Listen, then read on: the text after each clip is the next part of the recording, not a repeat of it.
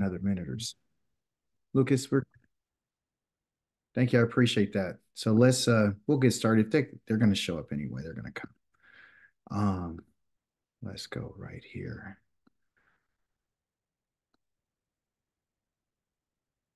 Let's just go back to the meeting.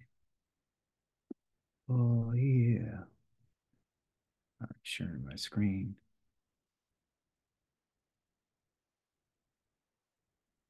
All right. All right. Can you all see my screen? Yes. Yep. Praise God. Shabbat Shalom, Dr. Kavika. All right. So this week's Torah portion was called Tetzaveh or Tetzaveh. And I did a video on this last year. It was pretty intense. It was like 2 hours. And I talked about how there are different commands and how one should be able to understand the difference between an imperative, which is a command is given by the first person, different commands given the second person, third person.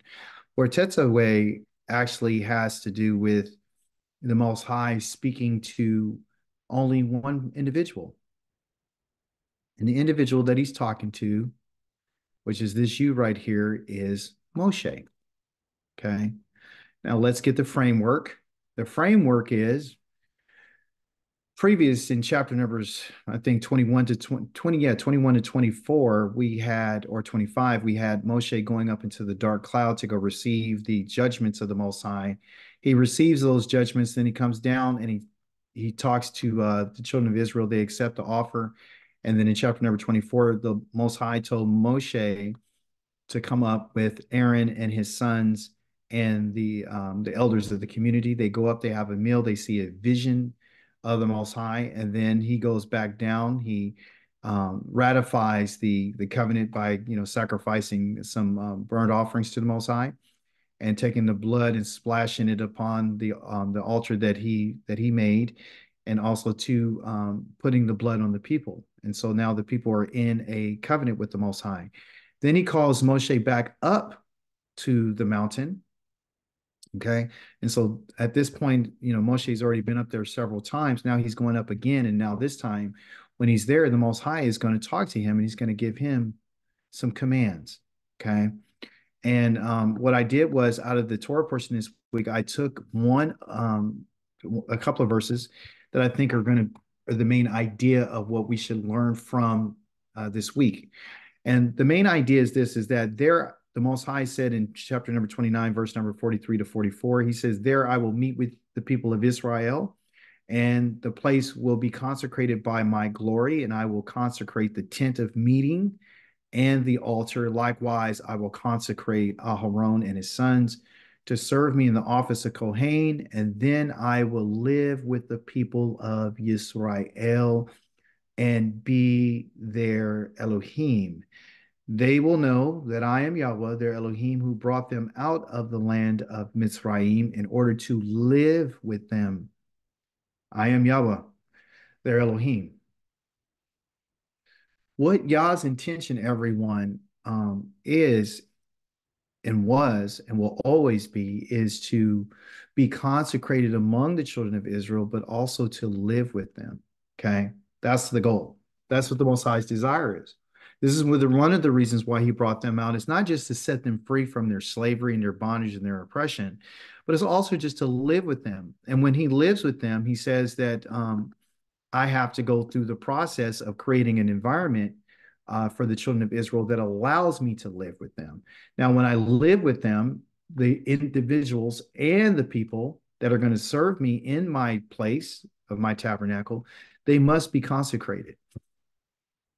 That's why I have to consecrate the tent of meeting. I have to consecrate the altar, and I also have to consecrate Aharon and his sons. Okay. Great responsibility that's given to Moshe to make sure that these things are going to happen. So, when we read in chapter number, 28, 29, 27, 28, 29, and 30, which are the four chapters of our Torah portion, you're probably asking yourself, well, how does all this apply? to me, and how could I, fit this in my life, and what am I supposed to get out of it? Well, we're seeing that Yah's intention is to live with the children of Israel. Okay. And this is not a one-time deal. He actually wants to live with them um, for all eternity, from generation to generation to generation. Okay. And he's done this by putting someone in charge of his house. Okay. And the individual that he puts in charge of his house is who? Who did he decide that I want this individual to be in charge of my house? Who is it? What's his name? Clue Aharon. right here. He's a light bringer. Who would you say? Aharon. Aharon. Okay. Aharon is the light bringer. That's what his name actually means. Okay. So he's putting him in charge. Now, this is something that, you know, as as a former religious person, I didn't really understand. I thought that the priest was there, right, to, intercede on behalf of the people for a variety of reasons, right? The priest's primary responsibility, everyone, is not there to intercede on behalf of the people. That's not his primary responsibility. His primary responsibility is to serve the Most High by performing services towards the Most High, right? So he's going to be in charge of lighting the incense. He's going to be in charge of, doing the offerings.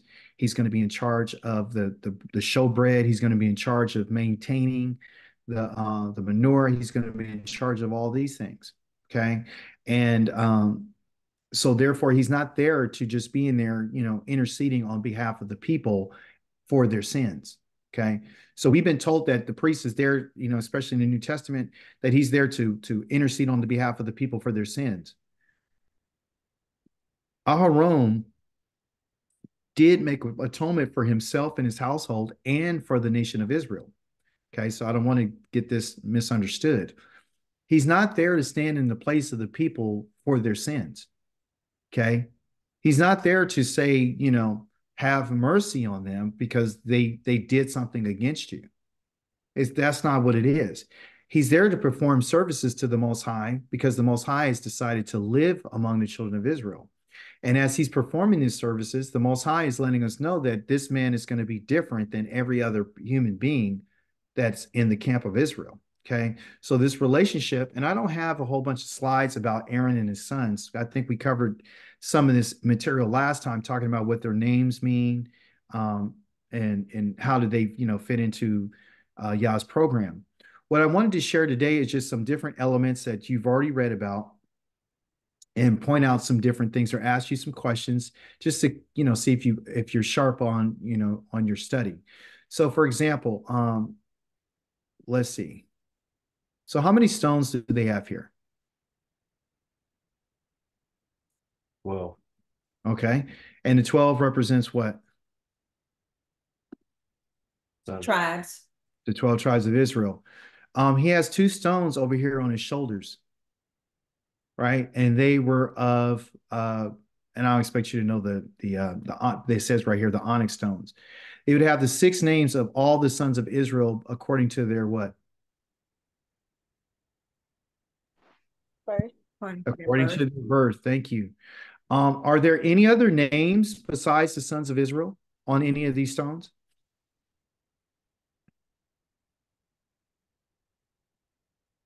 No.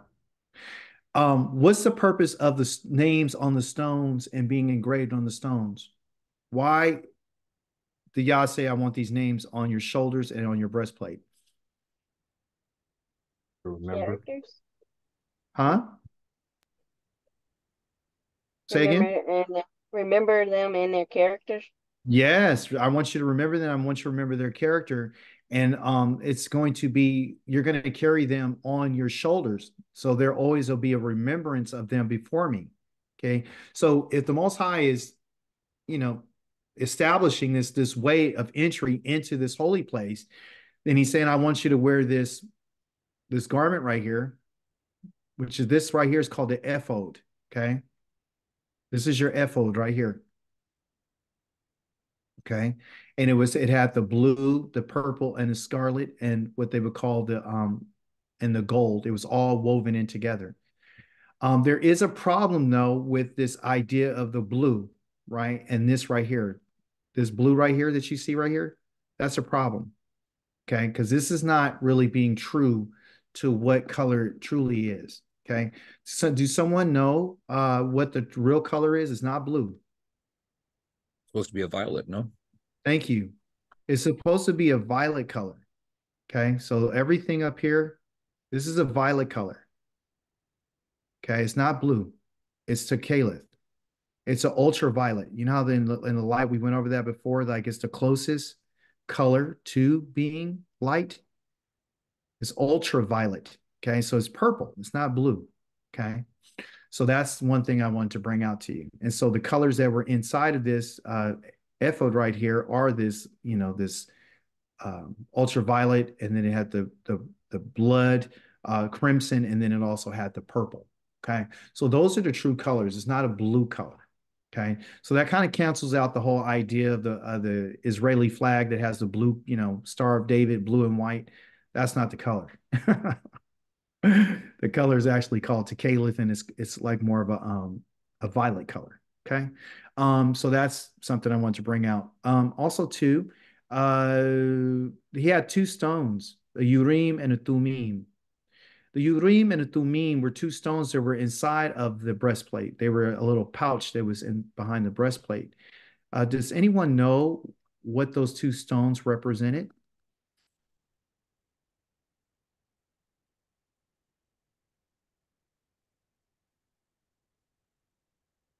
Okay. So when I talk about this word here, Urim and Thummim, okay, in Hebrew, this word Urim has to do with what they would say or. And or in Hebrew is what? Light. Light. There you go. Light. Praise Yah. You guys are good. So light is this one right here. Okay. And some have it as being a white stone. And then this one right here, the Thummim, and Thummim means to be perfect. Okay. And it means Tamim or Thummim. It means to be perfect. It means to be mature. Okay. So maturity is part of that. And that stone is black. Okay. The white stone, that was the ore stone, was an indicator to tell if a person was wrong. Whatever they did was wrong. Okay. If it was when they used the black stone, and the black stone was the one that he would actually have, it would say that the individual was correct, or they were right, or they were perfect, or they were mature. Okay. So these two stones were made to make decisions. That's what they were. They were decision stones. Okay. And so those are the things that were there in order when the Most High. And then they have some, I guess, from tradition, it says that whenever the children of Israel had to make a decision, they would go and consult the Most High, and the Most High would either give them the Urim or the Thummim in order for the priest to make this decision. That's either to go to war, or whether or not, the children of Israel have sinned, or who's responsible for X, Y, and Z. Also, too, there's a tradition that says, I haven't seen it, but it says that these stones would light up, you know. So every time something would happen and you wanted to find out who was who, or what was going to happen, or who the Most High chose, that one of these stones would be lit. Okay. It would light up. That's what some of the traditions talk about. Well, what does that mean to us? Well, at this moment, we're seeing that Yah is saying, okay, you guys are very special people to me, and I'm only going to choose one individual to come. And this individual is Aharon and his sons, and it's going to be that way forever. Okay. It's never going to be anybody else. One of the gold plates that they had on the top of their his misnefeth, they call it a mitri right here, but that's not their correct name. It's called a misnefeth. The misnefeth had a gold plate, and it had these words kadosh to Yahweh that was written on side of the gold plate. Okay. Kadosh to Yahweh, meaning set apart to Yahweh. So this position was very, very, special. Is very special. And he was only able to go into the Holy of Holies how many times a year?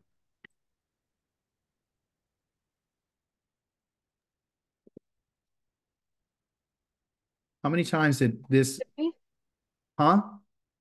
Is it three? Once. Once. Once. You only go once a year. You can only go inside of the tabernacle in the Holy of Holies, the most holy place, right? To bring an offering before the Most High, to bring the blood of the, which we'll talk later on about in our studies about on the Day of Atonement. He's only able to go in on the Day of Atonement. If anyone else went inside of that space, they will be put to death, even including him. So what does that tell you about Yah's house? It tells you that the Most High says, I want you to wear something very decorative. I want you to wear something very beautiful when you're coming in to do service unto me. So the Most High is concerned with beauty, okay? That's what he's called Tifereth. He says, I want you to make these garments for Aaron and his sons, and I want them to be beautiful, right? So the Most High is into what you would say something decorative. He wants it to be beautiful because it's a representation of how he feels about the children of Israel. Okay, and so everything that Aharon is doing and wearing is a reminder, but also too, he's bringing them before the Most High not because of their sins. He's not bringing them before. He's bringing a memorial, so Yah would always have the children of Israel before him. I want to talk to you about the ephod, okay, which is this garment. This is what I want to talk to you about today. I want to spend a little bit more time talking about this vest right here, okay, that you see. The one with all this, the colors and everything.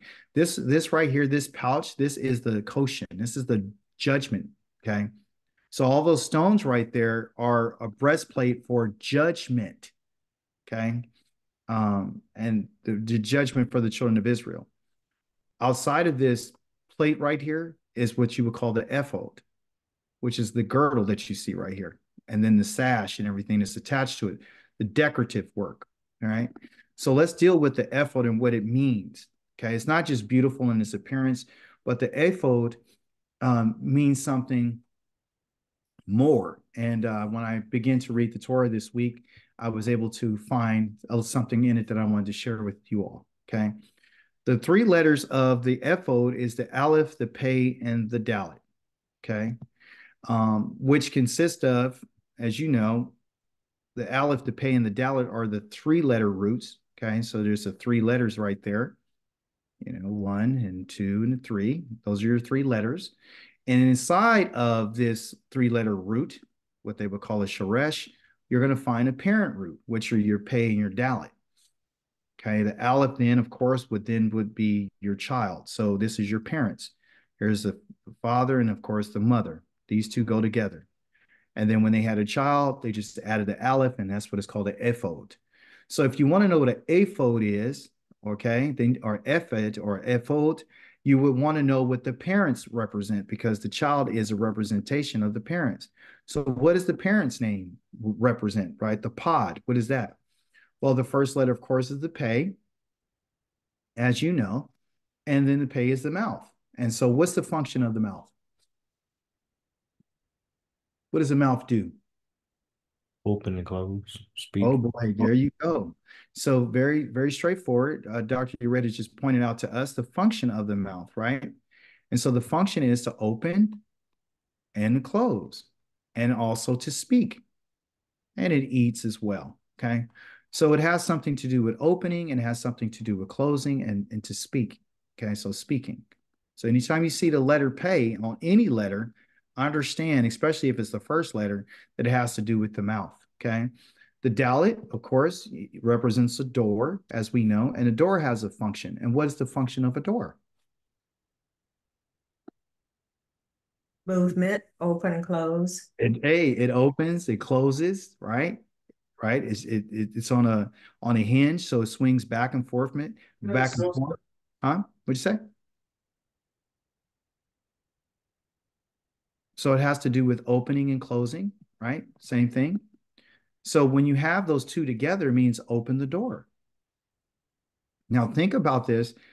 The aphod's parents, the root of where it comes from means to open the door, okay? So the aphod has this idea of returning something to its original state, Okay, that's what the ephod is. It means to return something to its original state. So let me go back right quick and let you look at it again. All right. So when every time we look at this ephod that he's wearing, we should be thinking about the Most High saying, I want not just for him to be beautiful, and not only that he has the children of Israel on his chest, and not does he only have them on his shoulder pieces, as a reminder to me, I'm being reminded that what? What is Yah reminding? Why is he using this man to remind him? What is he reminding himself of the children of Israel? Why is he doing this? According to what we just found out about an ephod. It's not just so it can be beautiful. Why is he having Aharon wear this? So he can enter.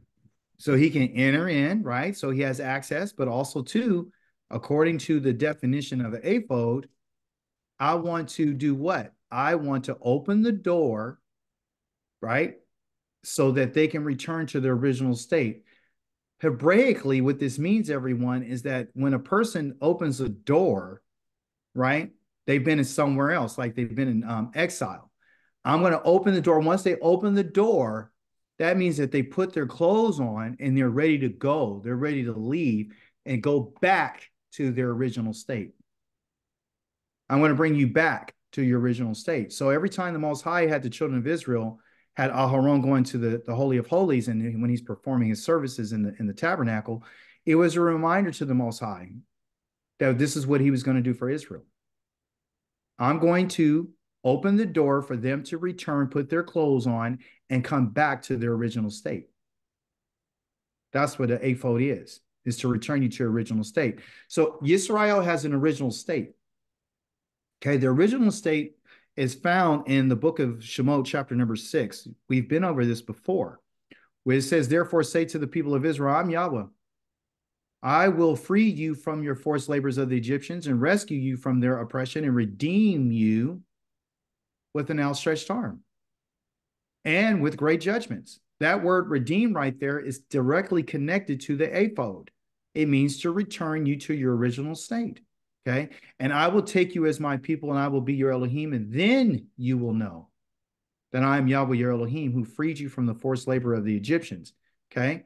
And because you're listening, Davarim 7 and 12, because you are listening, this is their original state. Because you are listening to these rulings and keeping and obeying them, guarding them and protecting them and doing them, Yahweh your Elohim will keep with you the covenant and mercy that he swore to your ancestors. He will love you, bless you, increase your numbers, and also bless the fruit of your body and the fruit of your ground, your grain, your wine, your olive oil, the young of your cattle and sheep in the land he swore to your ancestors that he would give you. Okay? He will love you, bless you, increase your numbers, right? And you will be blessed more than all other peoples. There will not be a sterile male or female among you, and the same with your livestock. Yahweh will remove all illness from you, and he will not afflict you with any of Egypt's dreadful diseases, which you have known. Instead, he will lay them on those who hate you. Why did I put this here? I put this here simply because I wanted you to know what was the existing state. What was the current state of Israel when Yah was with them? When Yah was with them, they did not have any miscarriages. They didn't have any problems. They didn't have any diseases. They didn't have any illnesses. They didn't have any COVID. They didn't have any blindness. They didn't have any sores. They didn't have any rashes. Remember, he walked with them in the wilderness for 40 years and their shoes didn't wear out and their clothes didn't wear out. Their feet didn't swell. You see, so there's something different about being with the Most High in the state that they're in, which is quite different than what you and I understand now. If it says that he will love them and bless you and increase your numbers when he's with you and the fruit of your body, everything will be completely different than what it is now. You see, so that was their original state. Okay, but Israel right now is the current state. I'm not talking about the state of Israel. I'm talking about the current state of the people of Ysrael, which consists of the 12 tribes of Israel. which are on the what you would call the koshin, the breastplate, and is also on the ephod, which are on the two shoham onyx stones that have the names of the sons of Israel. So now there's a current state that we're in, and you and I are very familiar with it. But we need to be reminded that the state that we're in is quite different than the state that they were in. Okay. It says, for the people of Israel are going to be in seclusion for a long time without a king, a prince, sacrifice, standing stone, ritual vest.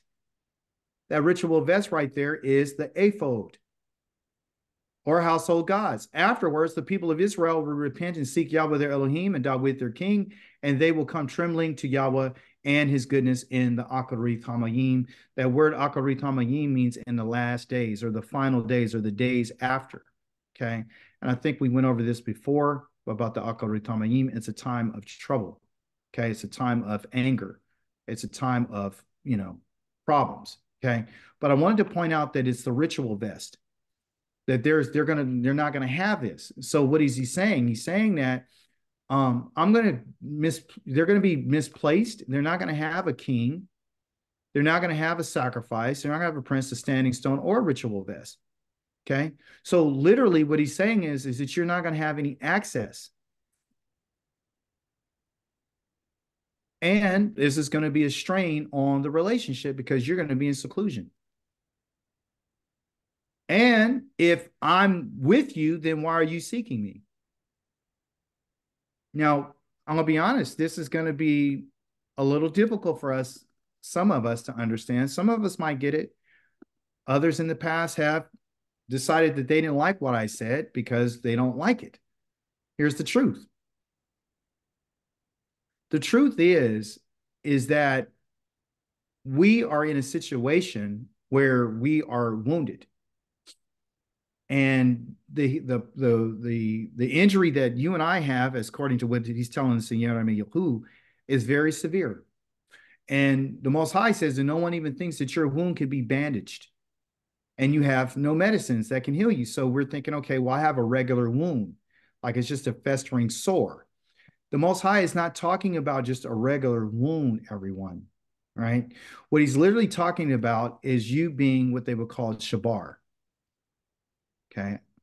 I didn't do a big Hebrew study on it, but what it's talking about is this word right here, which is the shin, the bet, and the resh. Okay. And it's called shebar. Okay. And shabar means that not only it's a wound, but it means a certain type of wound. And the wound is that I've crushed you. I've crushed you. And I've done it in a way that's really, really bad. It's not just a regular wound. Okay. It's actually talking about you being fractured. Okay. And being literally, I've smashed you so bad. I've fractured your bones. That's what the Most High is saying. I don't just wound you and you got, a sore and you're bleeding and it has some pus coming out of it and it has a scab. No, I broke you. Okay. And the way that you can break something, you can do it in all different types of ways. In your Hebrew, it said you could do it in a very simple way. I broke something. You could do it in a very forceful way. Or you could do it in a causative way. So this in particular way that the Most High has done it is forcefully. So going back to the idea of the donkey and the ox, the Most High is saying that you guys are my beast of burden. And instead of you doing what I've asked you to do, I've had to literally put force on you. And all the force that I put on you, I have ended up smashing you and breaking you and fracturing you. And it doesn't seem like you're ever going to be healed because that's how terrible this wound is for you. They lighten it up by putting the word wound, but that's the current state of Israel. The current state of us as a nation of people is we're broken. Okay. And as all your friends have forgotten you. Okay. And they no longer seek you out. And he says, I have struck you and down as an enemy would and punished you as a cruel man would because of your great wickedness and because of your many sins. So he tells us the reason why he's done this. And then he says, why are you crying for the wound and pain or past healing? Why cry? Okay, why are you crying that you're wounding your pain or past healing? I have done these things to you because of your great wickedness and because of your many sins, which is telling us where we are with the Most High right now. So everything that's happened to us and everything that is happening to us is because the Most High has done this to us. The Most High has crushed us, just like a cruel man would. And just like an enemy, we've been treated like an enemy of the Most High, and he's the one who's done it. Okay. And our current state right now is cursed. That's the current state. You know, you had your former state that Israel's in. Now we got our current state. Our current state is that we're cursed. And nobody wants to accept this. Okay. And I get it. We don't want to accept it because it doesn't seem like the Most High is with us. And surely he has to be with us because we have great jobs and we're somewhat healthy and everything is working for us in some type of way or another. We're still maneuvering through everything that we're going through. And when we do this, or when we say that we're not in this state, what we're saying is that the Most High is not telling us the truth. And what we're living is a lie, and we're deceiving ourselves. I'm not trying to take away our hope. I'm not trying to discourage anyone. I'm going to actually try to help us understand why we need to accept this. Okay. It says, I will set my face against you. This is in Vayikra 26, because that's our state. Our current state right now is Yah's face is against us. Your enemies will defeat you. Those who hate you will hound you, and you will flee when no one is pursuing you. If these things don't make you listen to me, I will discipline you 7 times over for your sins, and I will break. That's that shabar right there. I'm going to smash your pride that you have in your own power. And I will make your sky like iron and your soil like bronze. Going back again to that word shabar, was shabarti. I'm going to smash you. I'm going to smash this gaon. And the gaon right here is what you would say they call pride. So the idea, and it's a direct object marker point, it's an arrow pointing straight to it. So this is what he's smashing. So when he says, I'm going to crush you and the wound that you received. So the wound that we received is because of our pride. Okay. The first letter of that is a gamil, and gamil means to travel, and it means to walk, and it means the foot. That doesn't look like a good color to use. Excuse me. We want that to walk. And when you walk, you're actually walking with something in your hand. So it has to do with lift, and it has to do with carry. Okay. The next letter that is part of pride is the aleph. And the aleph right here means to be strong. Okay. And it means, strength of an ox. Okay. An authority. Okay. So what it's talking about is to lift something, to have enough strength to lift something up. And so what he's saying is that what you guys have done is you've lifted yourselves up above me. Okay. When I sent you into exile, it was to smash you. And it is to, I'm going to destroy this. And this is what you have. Okay. And you're not going to be finished. I'm not going to be finished with you until this is destroyed. That's until I get rid of this. If we can't get rid of this, then we're going to have a problem. Okay. And that's why we're having this conversation today, is because the Most High is letting us know that I sent you into exile to destroy something. And what I want to destroy is your pride. And it's the pride that you have in exalting yourself. Okay. You're exalting yourself against me. So when you exalt yourself, you're not exalting me. When you and I say that the Most High is with us, we're exalting ourselves. We're making ourselves seem better than what we are. And we're deceiving ourselves. Okay. While you are in your punishment and while you're in your timeout, I don't want you to exalt yourself. What I want you to do while you are in your punishment is I want you to humble yourself. And then once you come to the point of being humble, then I'll exalt you. And then you'll be more apt to exalt me after I exalt you. You can't exalt me right now because this is the time for you to be humble. Okay. And that means that you're going to have to get rid of your idea of yourself and what you think about yourself. Okay.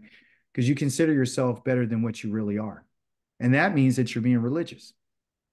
right? And we get this from our previous state of being religious with those who told us that God is with us and he's not, okay?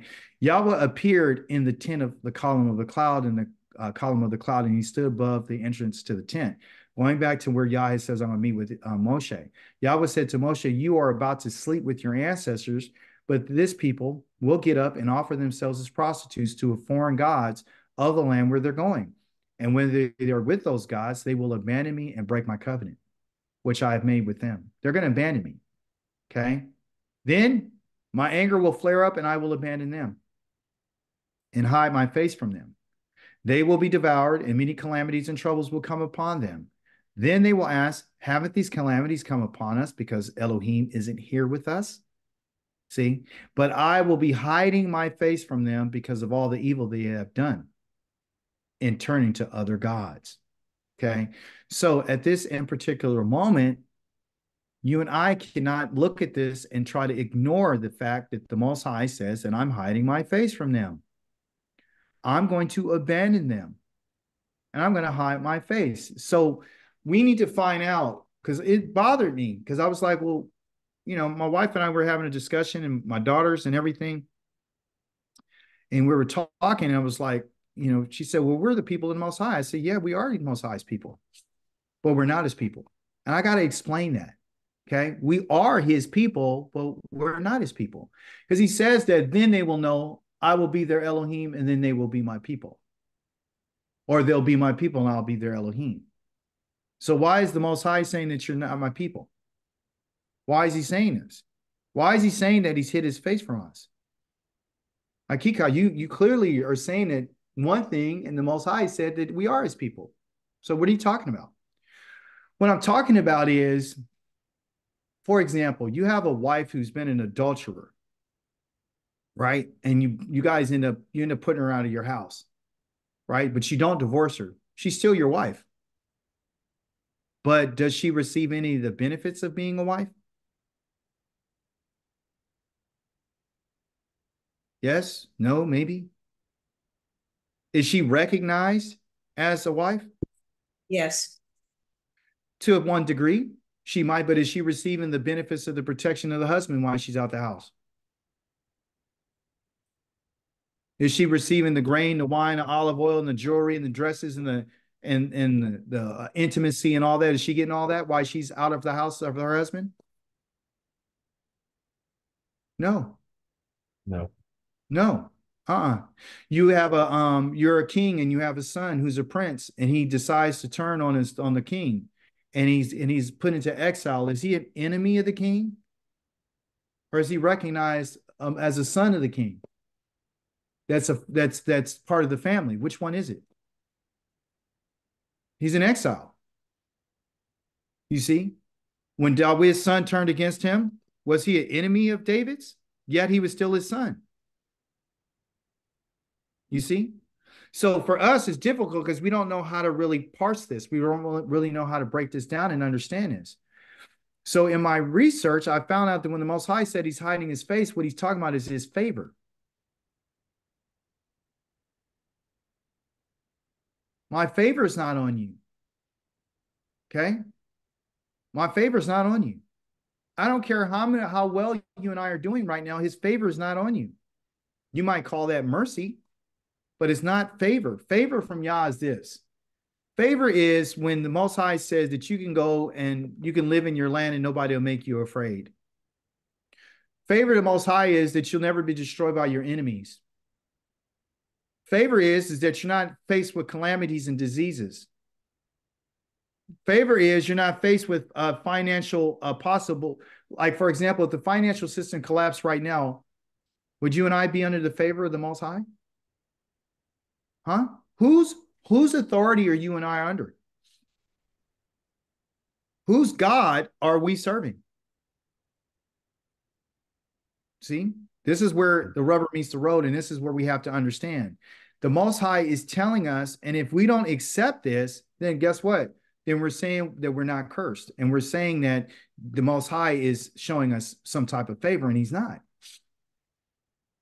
He's not. We are his people. Don't get that wrong. But right now, you and I are not recognized on a national level, a local level, or any other kind of level. Most High has not made it known to the world that you and I are his children.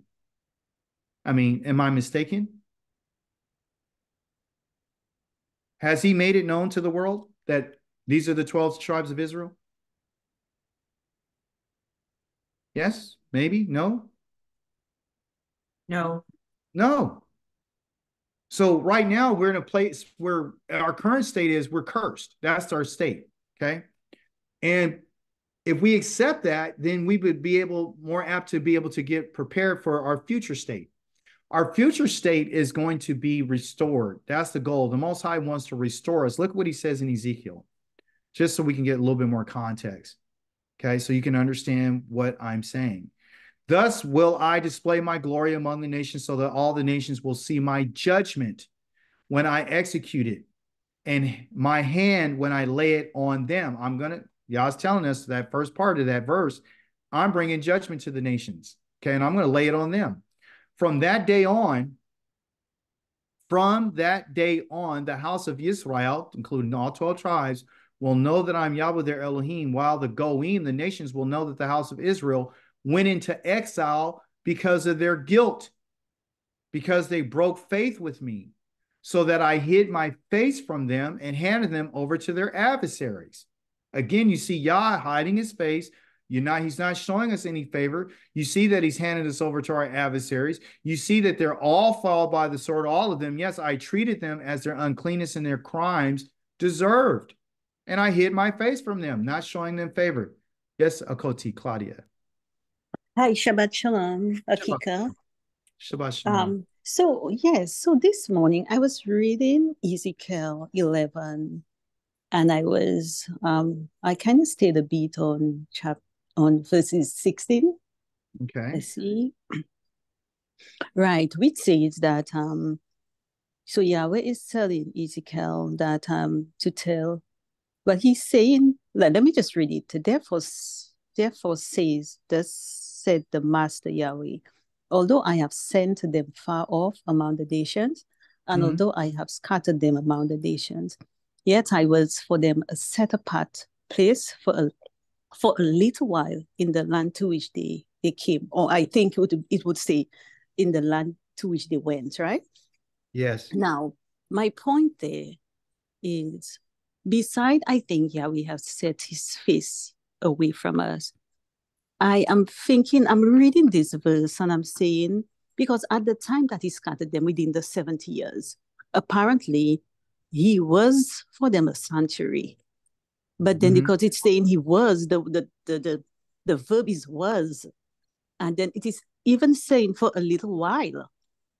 So what I'm saying, in our captivity now, I don't even think that he is a sanctuary for us, if I'm understanding the text, because that's where I have been from morning, just meditating on this text. Well, here's the deal. So I'm looking at that, right? According to what he's talking about, and he makes it clear. Now, one of the things that we don't want to do is cross over from one thing that applies to one time to another. And I think that's what happens to us, right? So, for example, when he's talking to Ezekiel there in chapter number 11, he's talking about the house of Israel, and he's more specifically, bringing them. He brought him to the gate of the tabernacle. In verse number 1, it says, "The Spirit lifted me up, and I brought me to the east gate of Yahweh's house," right? And that faces eastward in the entrance of the gate, and I saw 25 men among them were Yaazane. So he goes through the idea of all these different men at this time. This is before the sanctuary is completely destroyed. See, this is before. So the time that you and I are in right now is a different time. Meaning that, for example, when he says I'm going to be a sanctuary among them, he's talking about the ones who were going into Babylon, going to Babylonian captivity. Because when Ezekiel went into Babylonian captivity, Jerusalem was still standing. They were still completely standing. So it would be comforting to us that we would say, well, the Most High has been a sanctuary to us, so we're good. Well, because while we're out here, he's a sanctuary to us. Well, that would actually go against what he's talking about here in 39. But 39 tells us, huh? But this is, but yeah, that is what you said is correct, and that is how I'm understanding it. Where because he's saying that he's turned his face from us, and that is what this one is also telling me. It is re-establishing that he's turned his back from us, because at that time, within the time of the Babylonian captivity, apparently he seemed to have been a sanctuary for them. But and because he's saying for a little while, so he's no longer a sanctuary for us. No, he's not a sanctuary for us, because here's the deal, and that's a good question. I'm glad we're having this conversation. The following chapters 12 and 13 of Ezekiel and 14, the Most High said, everything I'm about to tell you, I'm going to make happen. Therefore, it won't be another prophet after this. Everything that they said is not going to happen is going to happen. So every prophecy that I told you up to this point, I'm going to make it come to pass.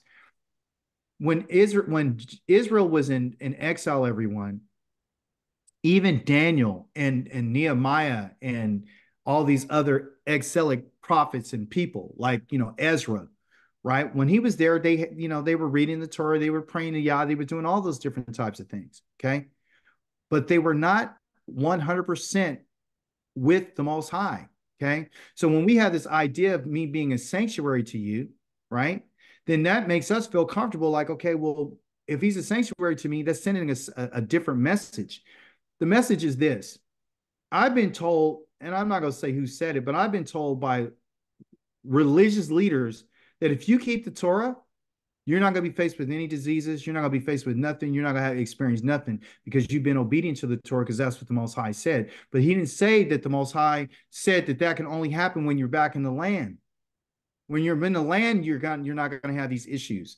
So then it's making a clear distinction between that which is set apart and that which isn't. See, that's what we have to understand. When we looked at the priest today and we looked at his garment, the first thing the Most High said, I have to consecrate the place where I live, and I have to consecrate the altar, and I have to consecrate Aaron and the people that are going to be part of it. Being with Yah is being in a state of consecration. Being in a sanctuary with Yah is not this spiritual religious idea. We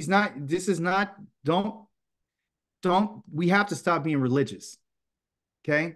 I'm not trying to take away our hope. I'm just trying to bring it out to us that the Most High says that, look, from that day on, the house of Israel will know that I'm Yahweh their Elohim. That's when they're going to know. When I lay my hand on the nations. Okay. And I'm going to let the Goyim are going to know that the house of Israel went to exile because of their guilt. So they don't even know. They're only going to know on that in particular day. Nobody knows. They don't know. The Most High hasn't let them know. He hasn't declared it to nobody who we are. He hasn't declared to them why. They don't even know who we are. He says that I'm going to hide you. I'm going to hide my face from you. We can see this in Deuteronomy chapter number 31. I think I got a clip of it where he says, I'm going to hide my face from them to see what happens to them. And I'm also going to, because they said that I'm another Elohim, I'm going to say that these people are you. A vile nation is going to pretend to be you. So nobody knows who you are. Okay, you're in exile. And you're in exile because of your guilt. You're in exile because you broke faith with the Most High. And this is the reason why he's hidden his face from us. I've hid my face from them.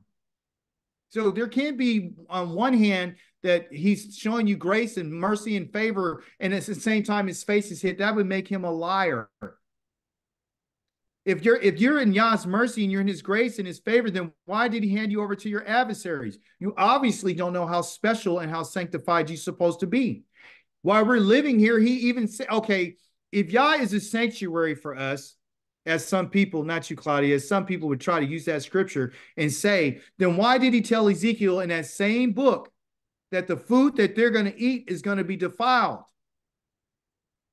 That's why he told him to prepare his food with cow dung. At first, it was human feces, because the food that you're eating is contaminated. You're touched with every one of the diseases of the people that you're around. You're vulnerable. You've been oppressed by your enemies. You're not serving Yah. We're not in service to Yah. Yeah, we're Yah's servant, but we're not in service. Yeah, we're Yah's children, but we're not. He's our father, but we're not underneath his care right now. He's actually the one. I'm the one who's handed you over. I gave them over. I gave them over. I handed them over to their adversaries. Why? So they would kill you. Yah has done this. Yes, I treated them. Remember we just read, he said, I treated them as a cruel man would. I gave him a wound, right, of an enemy. I'm the one who's treated them. I treated them as their uncleanness and their crimes deserve. I hid my face from them. This is after he judges the nations. He lets them know the reason why I've done what I've done. Same chapter. He says, therefore, the master of masters, Yahweh says this, now.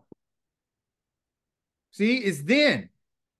Thus saith Yah, on from that day on, now I will restore the fortunes of Yaakov, which is a mistranslation. Okay, this word fortunes right here is not fortunes. They put this here because they don't want you to know something. When it's talking about restore the fortunes, what he's talking about is return the captives. I'm going to return the captives. That's what my goal is. I'm going to return the captives. It's not restore your fortunes. I'm going to return the captives. That word restore right there is shuv.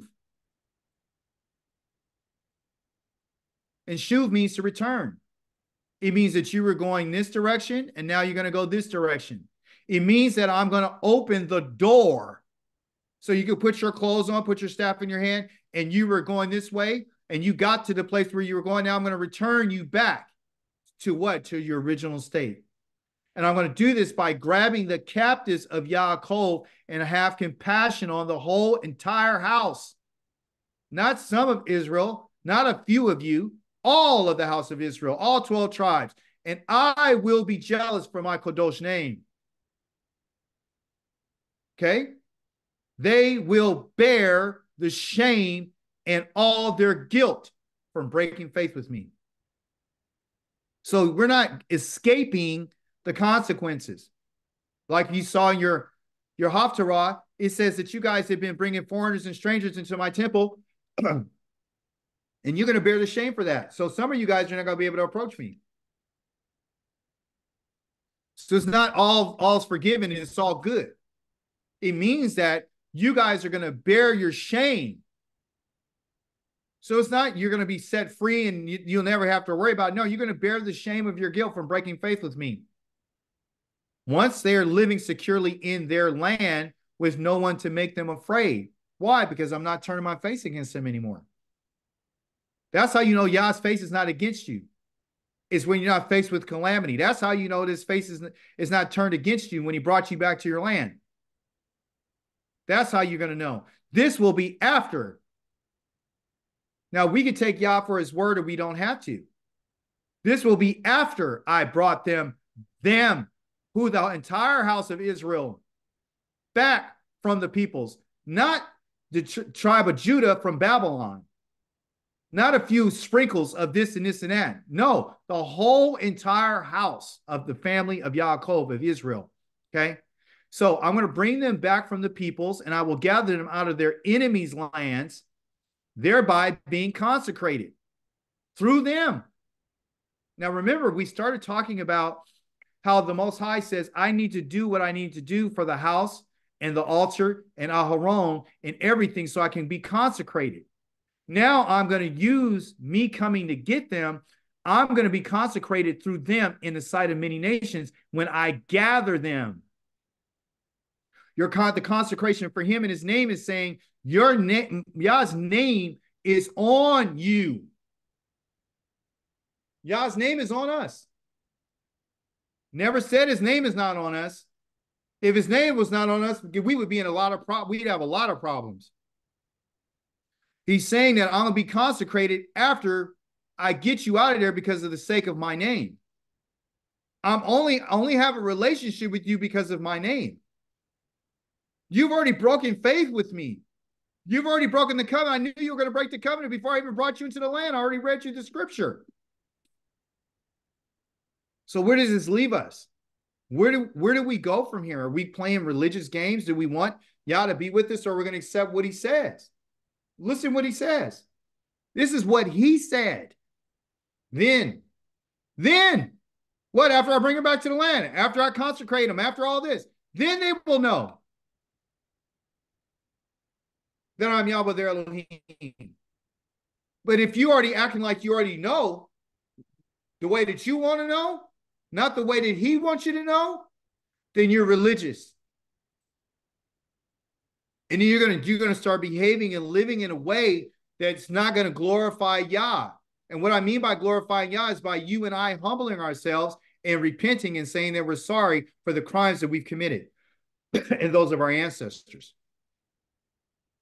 He says, then they're going to know that it was I who caused them to go into exile among the nations. It wasn't the nations. It wasn't the Babylonians. It wasn't the Greeks. It wasn't the Romans. It was none of those people. It wasn't the United States of America. It was Yah who caused us to go into exile. And if you and I accept what Yah is saying at face value, and we understand the current state that we're in, then you and I would give the appropriate response to Yah. And we would say that we're sorry. And we would stop being religious and stop trying to say that he's with us when he's not. That's a slap in Yah's face. Why did I send you into exile for you to tell me that I'm with you? If that's how far off we are, that we think that Yah's with us and we're in his presence and there ain't no temple. Like I told you before, you got people out here saying that Yah's name is on their building. Told you before, they got people out here saying that they're Levites. You got people out here right now saying that Yah is showing them favor. You got people out here saying that Yah has blessed them. Why? They are cursed. They don't know what consecration is. That's how far off people are. They have no regard for his set apartness. They don't. And it was I. See, I'm the one who caused them to be going to exile, and it was I who gathered them to their own land. It's not going to be anybody else. He'll use whoever he wants to. He used the nations to do the abuse, to kill, and all this kind of stuff that we don't like to hear. But the fact is the Most High is the one who's doing all this. I will leave none of them there anymore. So therefore, you know for certain that when he's talking Ezekiel 39, he's not talking about the ones that happened in Babylon. A lot of people didn't come back from Babylon. He's not talking about those who were exiled in 722 BCE with Israel, the 10 tribes. He's talking about nobody's going to be left. Nobody anymore is going to be left. I will no longer hide my face from them. So when he's saying I will no longer, then they will know. What are you talking about? He's telling us straight up that right now I've been hiding my face from you. I've been hiding my favor from you. You haven't been consecrated. The world does not recognize you because you didn't recognize me. You didn't give me any recognition. Therefore, you get no recognition. Because the purpose of you even being created was to give me praise and glory, but you haven't done that. And because you haven't done that, I took you out. Therefore, you're not going to get any recognition. Therefore, you're not going to have any favor. Because then Yah says, I have poured out my spirit on the house of Israel, says the master of Yahweh, the master of masters Yahweh. When? When he's going to pour his spirit on us? After I gather them. When he's going to pour his spirit on us? When I'm no longer hiding my face from them. See, so you see all the lies that people are saying? Going to this idea of recognition. We are Yah's people. He says we are. You're my people. But the world doesn't recognize you as my people. And guess what? Right now, I'm not recognizing you as my people. Because once I recognize and say that you're my people, that means that I have redeemed you. That means that you're no longer a slave. Go back to what Yah has said in the book of Ezekiel, or excuse me, the book of Exodus, where he says those things that I'm going to do for you. I'm going to bring you out. I'm going to redeem you. I'm going to be your Elohim, and you're going to be my people. That's the formula. So, and it's not until I give recognition to you that you're not going to be recognized as my people. See, that's where we don't understand. So he's not recognizing us as his people, even though we are his people. Okay, here's the proof. Yah says, but now this is what Yahweh says. He who is creating you. I changed it. You said created, past tense. It's in a participle. It means I'm in a process of creating you. Yaakov. He who is forming you. It said formed. It's forming you, Israel. Don't be afraid, for I have, past tense, redeemed you. I'm calling you by your name. You are mine. See? So is Yah giving us mixed messages? No. He's telling us that we are his people. You're mine. Right? But I'm not going to give you that recognition. You're not going to get that recognition until I'm recognized as being your Elohim. That's the reason why he says, then they'll know. Right here, then they will know. You're not going to know until I bring you out. That's when you're going to know. That's when you're going to get the recognition. That's where I'm going to set you apart. Because you are mine. I'm going to reclaim you. For thus says Yahweh, you were sold for nothing, and you will be redeemed without money. Meaning, going back to the ephod, what does the ephod mean? It means to put the door to be open. It means this, the pay, which is the mouth, and the door, and the dal is the door. So the only way, I'm going to put it up here for you, the only way for you and I to be redeemed is for the pay and the dalet to happen. Because Riyadh said there ain't won't be no ephod. I'm getting rid of this. But I am going to keep this. I got rid of the aleph. I just want to deal with this right here. So you and I are going to be redeemed when there's an open door to leave. Now, the only way the door is going to open, according to this letter, is by what? What has to happen? Think about the letter pay. What is the pay? Mouth. So when Yah says that he's going to redeem you, what does he have to do? According to that letter. Speak. There you go, Dr. You read. Our Father, our Master, our husband, our everything, our King says that when you get redeemed, it's because I'm going to open my mouth and I'm going to speak it. It's not until Yah says something that it's not going to happen. It's not ever going to happen. The door will never be open unless Yah opens his mouth to say it. This is the reason why you and I can't say something that he ain't never said. He says, you were sold for nothing, you will be redeemed without money. What is he telling us? Am I going to require 30 shekels of silver? Huh? No. When I say 30 shekels of silver, who you think about? JC. There you go. JC said he gave 30 shekels of silver so you could be redeemed. His life, he paid a ransom of 30 shekels so you could be set free. Yah says you're going to be redeemed without money because you were sold for nothing. Who sold us? Come on. Who sold you? Yahweh. Oh boy, here we go. All right, here we go. You sell your people for a pittance, meaning nothing. You didn't even profit off of this sale in Tehillim in Psalms 44 and 12. You and I were sold by Yah.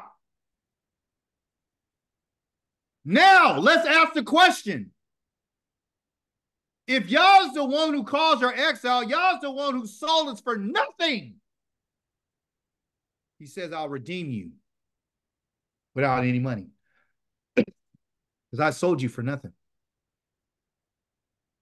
Y'all didn't even profit on nothing on our sale. He gave us up for nothing. That's how angry we made Yah. In the last couple of Torah portions, we've been talking about, you know, the slave girl, the slave man, slave, Hebrew slave, talking about the ox and the donkey and how they're acting and who the master is. Our master sold us. So, did he turn his face against us? Has he hid his face from us? Yeah. Yeah. Yeah. Did he sell you? Come on now. Did he sell us? Yes. Yeah. Did he profit off the sale? No. No. Is he going to redeem us? Yes. Yeah, because you and I are his. I gave you up for nothing. You know why? Because you served nothing. Because you said I was nothing. You made me into a god, an idol. So therefore, you got sold for nothing. You understand? So if I'm going to sell you, how can you understand me selling you and causing you to go in exile and all these sorts of things and causing your troubles and causing you to be killed and causing you to be scattered to your enemies and causing your diseases and causing your trouble, causing your prison, causing your health problems? I'm the one who caused it all. And now you're going to go around and tell everybody that I blessed you? How could I sell you? And now after I sold you, I'm going to show you some favor. Do you really think that that's the message that you should be going around telling the people of the world? No. The message is we should be saying that we got sold for nothing. Y'all didn't even profit off of the sale.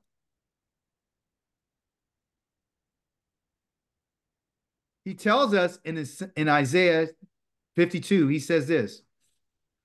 I put this here because it's talking about a future, right? A future state of us being restored, okay? He says, break out into joy and sing together, you ruins of Yerushalayim, for Yahweh has comforted his people. He has redeemed, going back to the pod or the padah, which is the pay and the dalit, that the door is open. He has redeemed Yerushalayim. Yerushalayim is not going to be redeemed until Yahweh's people are comforted.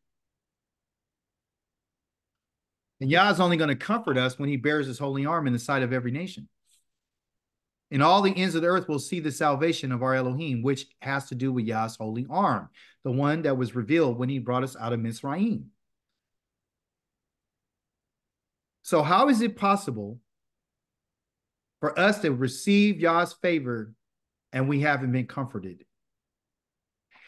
If we had been comforted, Jerusalem would have been redeemed too. Jerusalem would have been restored back to her former glory. Has that happened? Has Jerusalem been restored to its former glory? No. No. So are you comforted? No.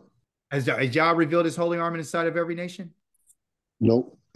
Christianity says he has. Through Christ, he's the holy arm of God. So is this true? No. Akika, why are you saying this? You're trying to just take everything away from us? What are you doing? I'm trying to let us know that you and I better wake up. And we better smell the coffee. Okay? We have to stop deceiving ourselves and acting as if something is true when it's not. The facts are right in front of us, and we don't need to spiritualize it, and neither do we need to become religious in order to understand it. It's not bad when you and I accept the facts.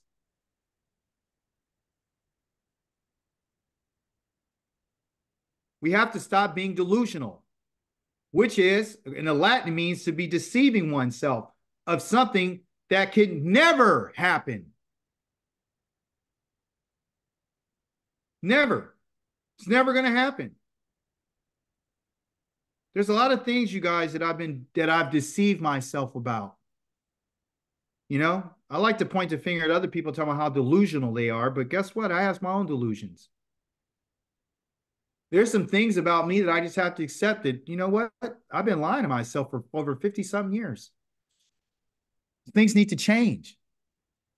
I need to stop being religious. And what I mean by that is, like, I'm not intentionally trying to be religious. But now that I'm looking at what's being said, you ask yourself, well, why are you doing what you're doing? You know, are you approaching the Most High in a religious way, like you have to do it because, you know, that's just the thing to do, or what? You know, are we praying because we just feel like we have to? Or do we really want to? Do we really want a relationship? I think the Most High is looking for us to come out of our delusion. I think he wants us to stop deceiving ourselves about how we see ourselves. Like we think we're okay and we're not. Not with him. Here's the delusion right here. This is found in the book of Galatians, chapter number 3, verse 13. It says, the Messiah redeemed us from the curse pronounced in the Torah by becoming cursed on our behalf. But the Tanakh says everyone who hangs on a stake comes under a curse. That's delusional. Let me ask you a question. According to what's written right here, did the Messiah actually redeem anybody from the curse that's pronounced in the Torah?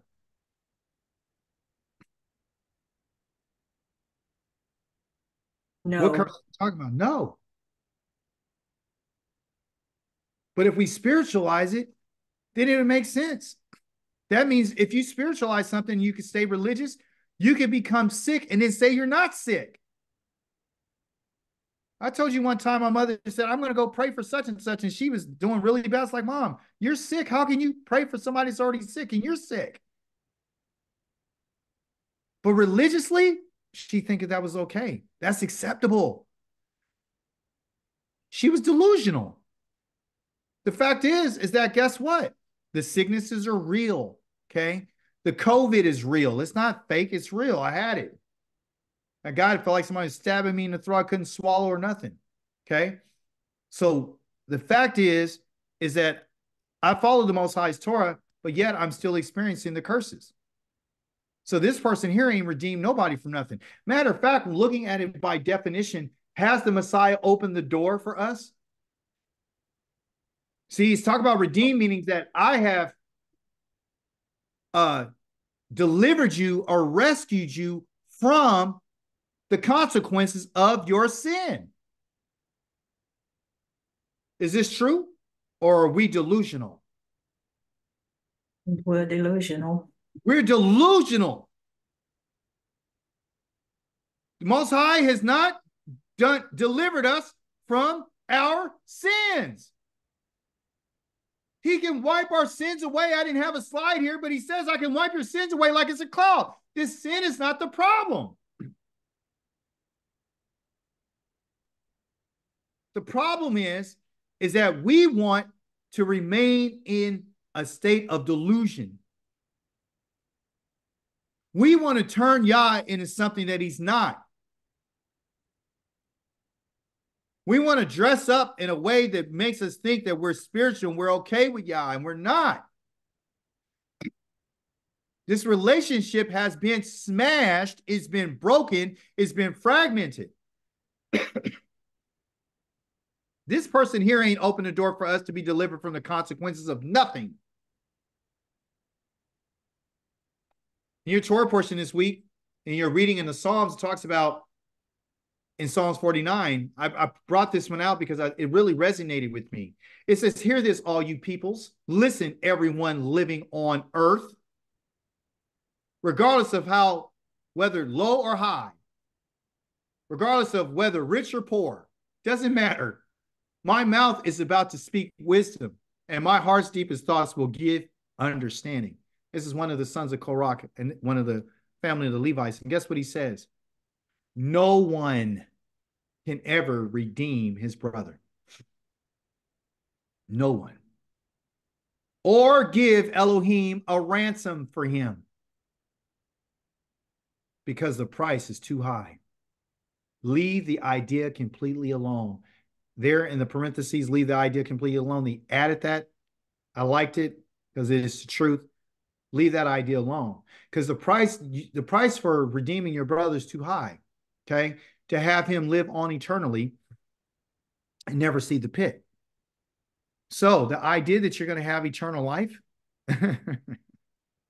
can never happen. Yah will never redeem a person so they can live on forever. Going back to the delusion that's in the New Testament. The Most High says that that person will never see they will see the pit. You read in Psalms 49, he continues to tell you that everybody dies like an animal, whether you're rich or you're poor. That's the reason why he addresses this to the rich or the poor. Everybody, doesn't matter who's living on earth. I want you to know that you're going to die like everybody. You're going to die like an animal. And then you and I cannot be redeemed from what this is going to happen. You can't, there's nobody that can stop you from going down into the grave. Am I mistaken? Who do you know? Can somebody provide me with some viable evidence for anybody that you know in your family that has not seen the graveyard or the hot oven? You guys know anybody? I don't know anybody. Don't be delusional about this. If a person commits a sin against another person, the judges can mediate between them. Judges meaning the priests or the officials that have been designated to be able to do that. But if a person commits a sin against Yohe-Wahe, the question is who can intercede for him? The answer to that is nobody. Nobody. So the whole idea of having a high priest that can intercede for you when you sin against the Most High is a falsehood. There's no one, because the individual that said this was a priest. He was the high priest. This is Eli, chapter number 2, Samuel, chapter 2, verse number 25. He's talking to his sons. He found out that his sons were committing crimes against the Most High. And he says, look, if a person commits a sin against another person, the judges can mediate between them. This is a high priest speaking. He says, but if a person commits a sin against Yohe-Wahe, this is from a high priest. Who can intercede for him? Going back to the first thing that I told you, that the high priest cannot intercede for an individual that sins against the Most High. So the idea of the book of Hebrews in the New Testament, saying that he's sitting on the right hand of God and he's the high priest for you to intercede for when you make sins against the Most High, he's going to intercede for you, is another lie. It's another delusion. However, they wouldn't pay attention to what their father said because Yahweh had already decided to kill them. Don't be delusional. Okay? Am I trying to tear us down? No. I'm trying to let us know that, guess what? We are a broken people. We are. We're a very sick people. There's a lot of people in here who know what I'm talking about. You got people with mental problems. I got people in my family with mental problems. Okay? Emotional problems, financial problems. Every problem you can think, they got it. Okay. And it's the truth. And we have to stop being religious with the Most High, and we're going to have to start approaching him in a way that we're interested in building a real relationship with him. And the first part of that relationship is to show respect and not to say anything that the Most High has not said. Do not create your own idea of whether or not Yah's with you. He has already told us that I've hid my face from you and I'm not with you. I'm not. Yeah, you're my people. You belong to me, but I'm right now, I'm not your Elohim. I'm not. Because if I was your Elohim, you wouldn't be under the oppression that you're under. If I was your Elohim, you would have a yoke of bondage on your neck. If I was your Elohim, you would not be in a landed tree. If I was your Elohim, you would be set apart, not eating filthy food. If I was your Elohim, you would be prosperous and never have to worry about whether or not somebody's going to take your job. If I was your Elohim, you wouldn't be worried about if the store had any food. If I was your Elohim, you wouldn't have to worry about nothing. So, is that the Elohim that you and I desire? Let's ask this question. In conclusion, the Most High says this, and he tells us this: I'm your Redeemer. Your Redeemer. not the high priest. I'm your redeemer. I'll open the door. I'll speak the Kadosh of Ysrael. I'm the set apart one. I am Yahweh, your Elohim, who teaches you for your own good. Hear what he's saying to us. I'm teaching you for your own good. He's not leaving it in the hands of a man. These are not my words. These are Yah's words. I'm the one who teaches you for your own good, who guides you on the path you should take. Listen what he says. If only you would have heeded my commandments. That's the name of our Torah portion, is tetzaweh. Mitzvot is part of that word. It's right in there. Zawa or zawol, the commandments. If only you would have heeded, listened, and gave ear to my commandments, then your peace would have flowed on like a river, and your righteousness like the waves of the sea. Your descendants would have been numerous as the sand, and your offspring countless as its grains. Their name would have never been cut off nor destroyed from my presence. Your Redeemer just told you this. If only we would have listened. If only we would have taken and given careful attention to the commandments, we wouldn't have been in the situation that we're in right now. We're in our situation because of our crimes. And because of our crimes, the Most High has sold us for literally nothing. We are in a bad state of affairs, people. That's the truth. I know it's a message that, it's not uplifting, but it's the truth. It really is the truth. We don't want to go through our lives and be deluded on anything. We want to tell the truth. I think too, at this moment in time, we have an opportunity to get our act together. I think if we're going to continue to lie to ourselves and be delusional, then we're going to be deceiving ourselves about the work that we need to do on ourselves. Okay. This is a work that you and I need to do on ourselves. Okay. I mean, he mentions over 80 something times in the book of Deuteronomy, chapter number 30, about you, individual. It's about you. You understand? So let's don't go around. Whenever anything that you do have, okay, listen to me carefully. Whatever you have, you say, well, can I give the Most High glory? Can I give him praise for what he's done? Right? Can I do that? I think you could thank God for his mercy. That's what I think we could do. You can start recording, Lucas.